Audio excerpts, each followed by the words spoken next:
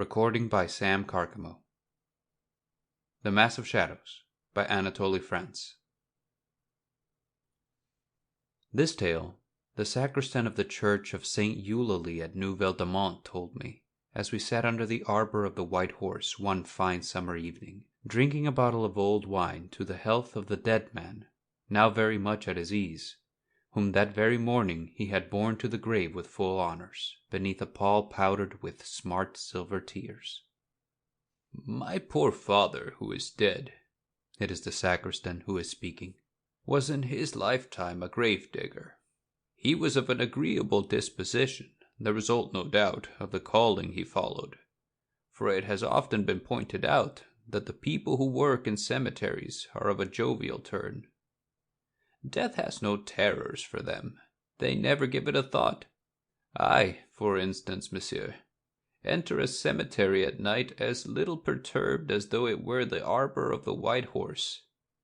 And if by chance I meet with a ghost, I don't disturb myself in the least about it, for I reflect that he may just as likely have business of his own to attend to as I. I know the habits of the dead, and I know their character. Indeed, so far as that goes, I know things of which the priests themselves are ignorant. If I were to tell you all I have seen, you would be astounded. But a still tongue makes a wise head, and my father, who all the time delighted in spinning a yarn, did not disclose a 20th part of what he knew. To make up for this, he often repeated the same stories, and to my knowledge, he told the story of Catherine Fontaine at least 100 times. Catherine Fontaine was an old maid whom he well remembered having seen when he was a mere child. I should not be surprised if there were still, perhaps, 3 old fellows in the district who could remember having heard folks speak of her, for she was very well known and of excellent reputation, though poor enough. She lived at the corner of the Rue Anon, in the turret which is still to be seen there, and which formed a part of an old half-ruined mansion looking on to the garden of the Ursuline nuns. On that turret can still be traced certain figures and half-obliterated inscriptions. The late curé of Saint Eulalie, Monsieur Levasseur, asserted that there are the words in Latin, "Love is stronger than death," which is to be understood, so he would add, of divine love. Catherine Fontaine lived by herself in this tiny apartment. She was a lace maker. You know, of course, that the lace made in our part of the world was formerly held in high esteem. No one knew anything of her relatives or friends. It was reported that when she was 18 years of age, she had loved the young Chevalier de Montclery, and had been secretly affianced to him. But decent folk didn't believe a word of it, and said it was nothing but a tale concocted because Catherine Fontaine's demeanour was that of a lady rather than that of a working woman, and because, moreover, she possessed beneath her white locks the remains of great beauty. Her expression was sorrowful, and on one finger she wore one of those rings fashioned by the goldsmith into the semblance of 2 tiny hands clasped together. In former days, folks were accustomed to exchange such rings at their betrothal ceremony. I am sure you know the sort of thing I mean. Catherine Fontaine lived a saintly life.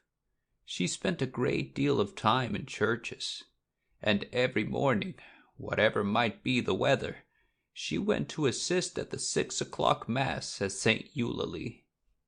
Now one December night, while she was in her little chamber, she was awakened by the sound of bells, and nothing doubting that they were the ringing for the first Mass, the pious woman dressed herself and came downstairs and out into the street. The night was so obscure that not even the walls of the houses were visible, and not a ray of light shone from the murky sky. And such was the silence amid this black darkness that there was not even the sound of a distant dog barking, and a feeling of aloofness from every living creature was perceptible. But Catherine Fontaine knew well every single stone she stepped on, and, as she could have found her way to the church with her eyes shut, she reached without difficulty the corner of the Rue Anon and the Rue de la Paroisse, where the timbered house stands with the tree of Jesse carved on one of its massive beams. When she reached this spot, she perceived that the church doors were open, and that a great light was streaming out of the wax tapers. She resumed her journey, and when she had passed through the porch, she found herself in the midst of a vast congregation which entirely filled the church. But she did not recognize any of the worshippers, and was surprised to observe that all of these people were dressed in velvets and brocades, with feathers in their hats, and that they wore swords in the fashion of days gone by. Here were gentlemen who carried tall canes with gold knobs, and ladies with lace caps fastened with coronet-shaped combs. Chevaliers of the Order of St. Louis extended their hands to these ladies, who concealed behind their fans painted faces, of which only the powdered brow and the patch of the corner of the eye were visible. All of them proceeded to take their places without the slightest sound, and as they moved, neither the sound of their footstep on the pavement nor the rustle of their garments could be heard. The lower places were filled with a crowd of young artisans in brown jackets, dimity breeches, and blue stockings, with their arms around the waists of pretty, blushing girls who lowered their eyes. Near the holy water stoops, peasant women in scarlet petticoats and laced bodices sat upon the ground as immovable as domestic animals, whilst young lads, standing up behind them, stared out from wide-open eyes, and twirled their hats round and round on their fingers. And all these sorrowful countenances seemed centered irremovably on one and the same thought, at once sweet and sorrowful. On her knees, in her accustomed place, Catherine Fontaine saw the priest advance toward the altar, preceded by 2 servers. She recognized neither priest nor clerks. The mass began.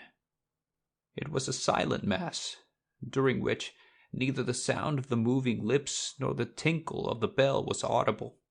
Catherine Fontaine felt that she was under the observation and the influence also of her mysterious neighbor, and when, scarcely turning her head, she stole a glance at him, she recognized the young Chevalier de Montclery, who had once loved her, and who had been dead for 45 years. She recognized him by a small mark which he had over the left ear, and above all by the shadow which his long black eyelashes cast upon his cheeks. He was dressed in his hunting clothes, scarlet with gold lace, the very clothes that he wore the day when he met her in St. Leonard's Wood, begged of her a drink, and stole a kiss. He had preserved his youth and good looks. When he smiled, he still displayed magnificent teeth. Catherine said to him in an undertone, "Monseigneur, you who were my friend, and to whom in days gone by I gave all that a girl holds most dear, may God keep you in his grace.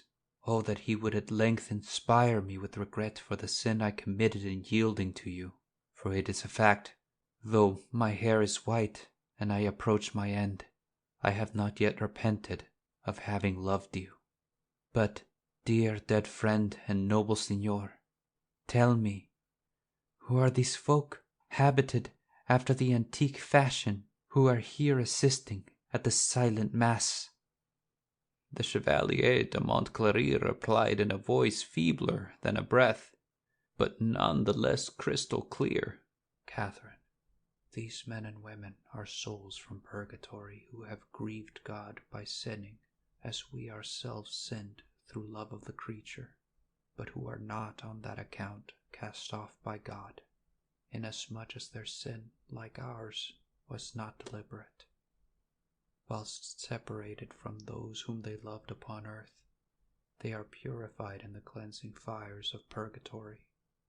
They suffer the pangs of absence, which is for them the most cruel of tortures. They are so unhappy that an angel from heaven takes pity on their love torment. By the permission of the Most High, for 1 hour in the night, he reunites each year lover to loved in their parish church, where they are permitted to assist at the Mass of Shadows, hand clasped in hand. These are the facts. If it has been granted to me to see thee before thy death, Catherine, it is a boon which is bestowed by God's special permission. And Catherine Fontaine answered him, I would die gladly enough, dear, dear Lord, if I might recover the beauty that was mine when I gave you to drink in the forest. Whilst they thus conversed under their breath, a very old canon was taking the collection and proffering to the worshippers a great copper dish, wherein they let fall, each in his turn, ancient coins which have long since ceased to pass current, écus of 6 livres, florins, ducats and ducatoons, Jacobuses and rose nobles, and the pieces fell silently into the dish. When at length it was placed before the chevalier, he dropped into it a louis, which made no more sound than had the other pieces of gold and silver. Then the old canon stopped before Catherine Fontaine, who fumbled in her pocket without being able to find a farthing. Then, being unwilling to allow the dish to pass without an offering from herself, she slipped from her finger the ring which the chevalier had given her the day before his death, and cast it into the copper bowl. As the golden ring fell, a sound like the heavy clang of a bell rang out, and on the stroke of this reverberation, the chevalier, the canon, the celebrant, the servers, the ladies and their chevaliers, the whole assembly vanished utterly. The candles guttered out, and Catherine Fontaine was left alone in the darkness. Having concluded his narrative after this fashion, the sacristan drank a long draught of wine, remained pensive for a moment, and then resumed his talk in these words. I have told you this tale exactly as my father has told it to me over and over again, and I believe that it is authentic, because it agrees in all respects with what I have observed of the manners and customs peculiar to those who have passed away. I have associated a good deal with the dead ever since my childhood, and I know that they are accustomed to return to what they have loved. It is on this account that the miserly dead wander at night in the neighborhood of the treasures they conceal during their lifetime.